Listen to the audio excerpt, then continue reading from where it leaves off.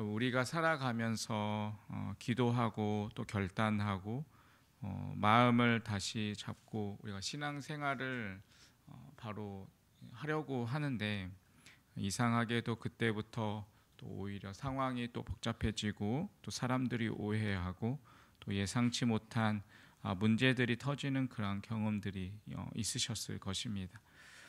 이러한 상황들은 하나님의 뜻에 순종한 사람들이 또 실제로 부딪히는 벽입니다. 오늘 본문에 나오는 이 스룹바벨과 또 유다 백성들도 그러했습니다. 순종을 했는데 현실은 더 거칠어졌습니다. 바벨론 포로에서 돌아온 유다 백성들이 이제 오랜 기다림 끝에 다시 성전을 세우기 시작합니다.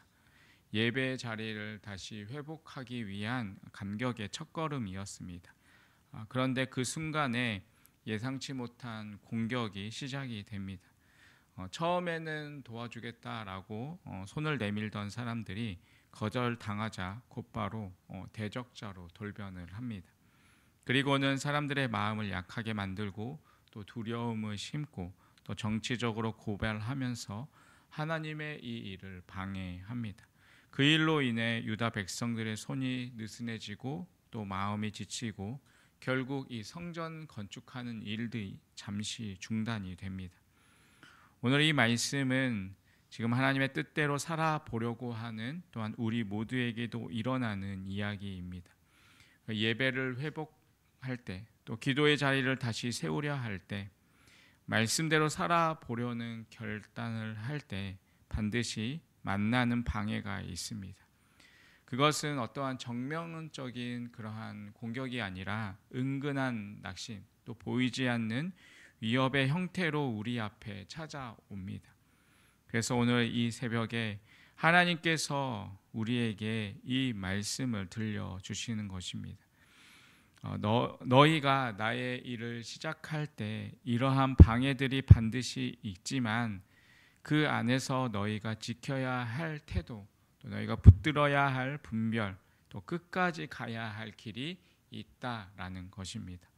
오늘 우리가 이 말씀을 통하여서 하나님의 일을 시작할 때 반드시 우리가 마주하게 되는 것들, 그리고 하나님의 사람은 그때 어떻게 우리가 반응해야 하는지를 우리가 함께 묵상하며 우리의 마음과 삶을 다시 하나님 앞에 바로 세울 수 있는 이 시간이 되기를 바라겠습니다.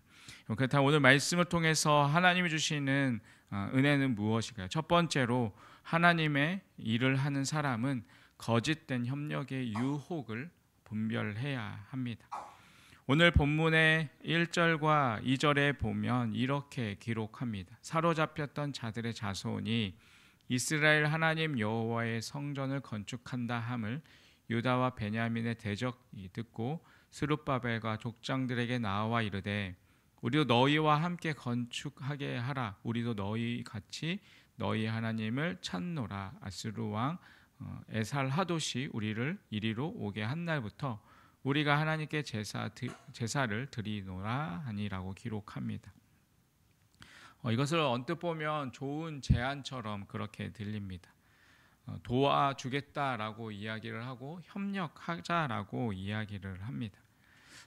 게다가 그들 자신들도 내가 너희 하나님을 찾는다라고 말합니다. 함께 믿고 또 함께 세우자라고 손을 냅니다. 하지만 성경은 이들을 처음부터 대적들이라고 분명히 명명합니다. 그들이 아무리 좋은 말을 해도 그 중심에 있는 의도는 분명히 하나님을 향한 것이 아니었기 때문입니다. 이들은 실제로 이 북이스라엘이 아수르에게 멸망당한 뒤에 이방 민족들과 섞여 살던 혼합주의 신앙을 가진 자들이었습니다. 하나님만을 섬긴 것이 아니라 이방 신도 함께 섬기면서 종교적으로 혼합된 정체성을 가지고 있었던 사람들이었습니다. 그들이 우리도 너희 하나님을 찾는다라고 말하지만 그들의 하나님 찾기는 오직 여호와 하나님만을 경배하는 예배가 아니었습니다. 이 스룹바벨과 이 유다 지도자들은 이들의 제안을 단호하게 거절합니다. 3절에 보면 스룹바벨과 예수아와 기타 이스라엘 족장들이 이르되 우리 하나님의 성전을 건축하는데 너희는 우리와 상관이 없느니라 라고 그렇게 말하고 있습니다. 이 말은 단호해 보이지만 사실 이들은 하나님의 그 거룩한 일들을 지켜내기 위한 책임 있는 분별을 한 것입니다. 왜냐하면 하나님의 거룩한 성전을 세우는 이 일은 믿음과 신앙이 같은 자들이 또 함께 해야 하는 영적 사명이기 때문입니다. 여러분, 오늘 이 시대에 똑같은 유혹을 마주하고 있습니다. 하나님의 일을 할 때 꼭 누군가 다가와 말을 합니다. 이 일은 혼자 하면 안 되니 우리 같이 합시다라고, 또 그렇게까지 순결해야 하나, 좀 우리가 좀 융통성 있게 해야 하지 않겠느냐라고 말합니다. 그러면서 또 결과가 좋으면 되지 않냐, 동기는 다 같지 않냐라고 그렇게 말합니다. 그러나 우리는 분명히 알아야 합니다. 좋은 말이 항상 옳은 뜻은 아닙니다. 협력하자는 손이 모두 하나님의 뜻은 아닙니다. 하나님의 일은 하나님의 방식으로 또 하나님의 사람들과 함께 해야 온전히 이루어질 수 있습니다. 오늘날 교회와 우리 그리스도인들의 가장 큰 유혹 중에 하나는 바로 혼합주의입니다. 말씀은 그대로 두고 세상의 원리와 또 성공의 방식을 끌어오르는 그러한 시도, 또 예배는 지키면서도 가치관은 세상의 논리를 따라가려고 하는 그러한 습관, 사역은 하되 거룩함은 양보하려고 하는 이러한 태도, 이 모든 것은 결국 거짓된 협력의 이름으로 하나님의 거룩함을 흐리게 하는 유혹입니다. 여러분, 우리는 분별해야 합니다. 하나님은 많이 모이는 것보다 정결한 마음으로 모인 사람들을 기뻐하시고 빠른 결과보다 거룩한 순종을 더욱 귀히 여기십니다. 사람이 보이기엔 협력처럼 보이지만 하나님이 보시기엔 타협일 수 있습니다. 거절할 줄 아는 용기, 또 선을 지킬 줄 아는 그러한 믿음, 본질을 분별할 줄 아는 지혜, 이것이 오늘 하나님의 일을 시작하는 우리가 반드시 가져야 할 태도입니다. 여러분, 이 스룹바벨처럼 거짓된 협력의 유혹을 분별하고 하나님만을 온전히 바라보며 살아가는 그런 우리 모두의 삶이 되시기를 간절히 주님의 이름으로 축원드리겠습니다. 두 번째로, 하나님의 일을 하는 사람은 두려움과 낙심의 공격에 굴복하지 않아야 합니다. 이제 본문 4절에서 5절에 보면 사마리아 사람들은 협력이 거절되자 이제 본색이 드러납니다.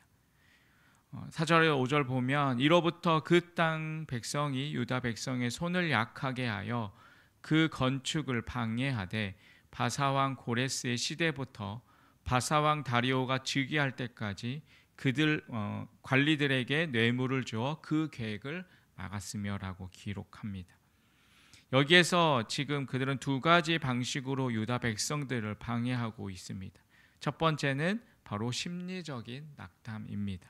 그리고 두 번째는 지속적인 정치적 압박입니다. 먼저 손을 약하게 하였다라는 이 표현은 건축할 의욕 자체를 꺾는 행위입니다. 그들의 마음을 낙심하게 만들고 결국 이 일은 실패할 거야, 우리가 이걸 뭐 한다고 달라지겠어? 라는 그러한 생각이 스며들도록 만들어 버린 것입니다. 사람의 손이 약해지는 순간은 바로 마음이 무너졌을 때입니다. 결국 일을 하지 못하게 만드는 가장 강력한 방해는 몸이 아니라 바로 그 마음을 무너뜨리는 것입니다. 그 다음으로 그들은 계속해서 왕에게 또 뇌물을 주며 외교적인 방해를 합니다. 단순한 일회적인 공격이 아니라 왕이 바뀔 때마다 이들은 새 왕에게 이 유다를 고발하고 계속해서 이 성전 건축을 중단하려 하는 그러한 모략을 이어갑니다. 한마디로 말해서 이것은 단기적인 그러한 것이 아니라 장기적인 일이었습니다. 계속해서 흔들고 또 조금씩 무너뜨리고 반복해서 포기하게 만드는 바로 영적 낙심의 전형적인 패턴입니다. 여러분, 우리도 하나님의 일을 하며 이러한 공격을 당할 수 있습니다.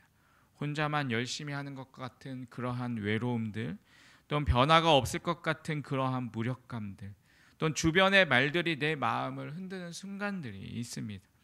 그때 우리가 들어야 할 가장 무서운 속삭임은 바로 이것입니다. 이제 그만해. 이제 아무 소용이 없어. 계속해서 바뀌는 게 뭐가 있어. 이 일은 너랑 상관이 없어. 이제 뒤로 물러나라는 이러한 말입니다. 여러분, 이 말은 누가 하고 있는 것일까요? 바로 사단입니다. 사단은 직접 공격하기보다 낙심하게 만들어서 자포자기하게 만듭니다. 그러기에 믿음의 사람은 자기의 마음을 지켜야 합니다. 하나님의 일을 하는 사람은 결과보다 이 사명에 집중하고 주변의 말보다 하나님의 음성에 귀를 기울이고 지속되는 이 방해 속에서도 낙심하지 않는 훈련을 이어가야 합니다. 여러분, 혹시 지금 여러분의 마음은 지치고 있지는 않으십니까? 기도는 하고 있는데 아무것도 변하지 않는 것 같아서 말씀대로 살려고 애를 쓰는데 오히려 상황이 더 어려워서 계속해야 하나 하는 그러한 마음이 흔들리지는 않으십니까? 여러분, 그럴수록 하나님의 말씀, 이 하나님의 약속을 다시 붙드시기 바랍니다. 지금은 보이지 않아도 하나님은 낙심하지 않고 묵묵히 순종하는 사람을 결코 외면하지 않으십니다. 낙심의 공격 앞에서도 끝까지 믿음으로 버텨낸 유다 백성들처럼 우리도 흔들림 없이 우리에게 주어진 사명을 감당하며 살아가는 그런 우리의 삶이 되시기를 간절히 주님의 이름으로 축원드리겠습니다. 마지막으로 하나님의 일을 하는 사람은 정치적 고난 앞에서도 영적 정체성을 지켜야 합니다. 이제 본문 6절에서 10절에 보시면 유다를 대적하는 세력들이 더 노골적으로 움직입니다. 그는 단순히 말로 위협하는 수준을 넘어서 바사 왕들에게 편지를 보냅니다. 6절에도 보면 또 아하수에로가 즉위할 때 그들이 글을 올려 유다와 예루살렘 주민을 고발한다라고 말합니다. 그리고 7절에도 보면 아스악사스다 때 비슬람과 미르드랏과 부다엘과 다부엘과 그의 동료들이 바사왕 아닥사스에 글을 올렸으니 그 글은 아람 문자와 아람 방언을 써서 진술하였더라라고 기록합니다.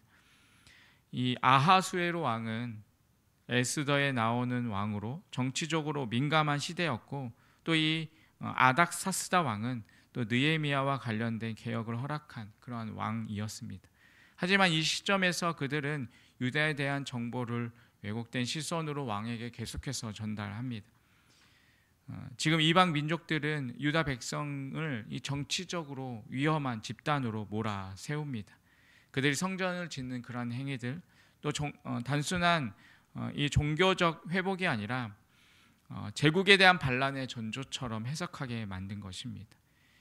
우리가 여기서 주목해야 할 것은 유다는 정치적인 언어로 공격을 받았지만 실제로는 영적인 정체성을 흔드는 위협을 받았다라는 사실입니다.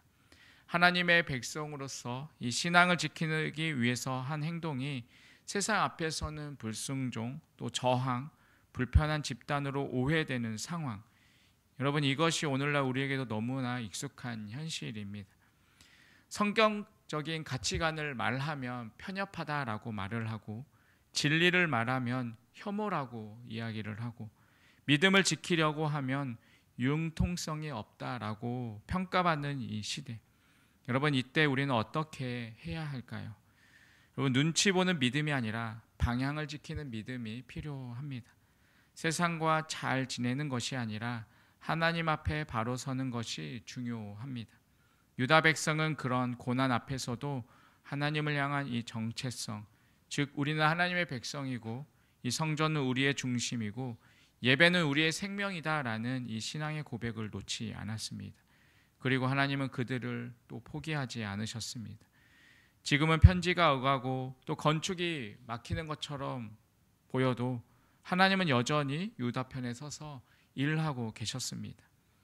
여러분, 이 말씀은 우리에게 이렇게 묻습니다. 너는 어떠한 평가를 듣든지 여전히 하나님의 백성으로 살아가고 있는가라는 것입니다. 세상이 불편해도 나는 하나님의 말씀을 따를 것인가? 손해를 감수하더라도 나는 이 예배의 자리를 지킬 것인가? 나를 고발하는 소리가 커질수록 나는 분명히 하나님께 속해 있다라고 분명하게 고백할 수 있을 것인가? 하나님의 사람은 때로 세상에서 정치적으로도 불편한 존재처럼 보일 수 있습니다. 하지만 우리는 이 땅의 눈이 아니라 하늘의 시선 앞에서 살아가는 그러한 사람들입니다. 이 정치적인 고난 앞에서도 이 영적 정체성을 지켰던 이 유다 백성들처럼 우리도 하나님 앞에서 온전히 이 믿음을 지키며 우리의 정체성을 또 지키며 살아가는 그런 우리의 삶이 되시기를 간절히 주님의 이름으로 축원드리겠습니다. 여러분, 오늘 우리는 하나님의 일이 언제나 순조롭지만은 않다는 사실을 확인했습니다. 하지만 중요한 것은 무슨 일이 일어났느냐가 아니라 그 일 앞에서 내가 어떠한 사람으로 서느냐라는 것입니다. 세상의 소리는 끊임없이 속삭입니다. 조금만 타협해도 괜찮지 않겠느냐고. 지금은 아닐지도 모르니까 이제 그만 멈추라고. 너 하나쯤 무너져도 세상은 바뀌지 않는다라고 말합니다. 그럴 때 우리는 반드시 우리 스스로에게 물어야 합니다. 나는 지금 무엇을 지키고 있는가? 이 자리에서 무엇을 놓치고 싶지 않는가라는 것입니다. 하나님의 사람은 상황이 흔들릴 때에도 방향을 지키는 사람입니다. 결과가 없을 때에도 순종을 붙드는 사람입니다. 사람의 말보다 하나님의 음성에 귀를 기울이는 사람입니다. 지금 우리의 현실이 중단된 것처럼 보일 수 있습니다. 멈춘 듯하고 또 막힌 것 같고 길이 안 보일 수도 있습니다. 그러나 하나님의 역사는 우리가 눈으로 보지 못하는 사이에도 조용히 또한 깊이 또 반드시 전진하고 있다는 사실을 기억하시기 바랍니다. 그렇기 때문에 오늘 하루 우리가 이 세상의 소리에 멈추지 말고 믿음의 결단으로 다시 한 걸음을 내딛으시기 바랍니다. 타협보다 진리를, 낙심보다 인내를, 두려움보다 예배를 선택하시기 바랍니다. 이 흔들리는 시대 속에서도 하나님 앞에서 끝까지 이 믿음을 지켜내는 그러한 사람으로 살아가시기를 간절히 주님의 이름으로 축원드리겠습니다. 기도하겠습니다. 하나님 아버지, 순종의 길에 마주할 수 있는 방해를 우리에게 미리 깨닫게 하신 말씀에 감사드립니다. 거짓된 재앙과 낙심의 유혹 앞에서도 하나님의 뜻을 분별하며 살아가게 하여 주시옵소서. 사람의 시선보다 주님의 음성을 따르게 하시고 결과보다 순종을 선택하게 하여 주시옵소서. 흔들리는 이 상황 속에서도 예배와 우리 믿음의 정체성을 지켜나가게 하여 주시옵소서. 오늘 하루도 멈추지 않고 이 믿음으로 한 걸음을 내딛는 그러한 발걸음이 되게 하여 주시옵소서. 예수님의 이름으로 기도드립니다. 아멘.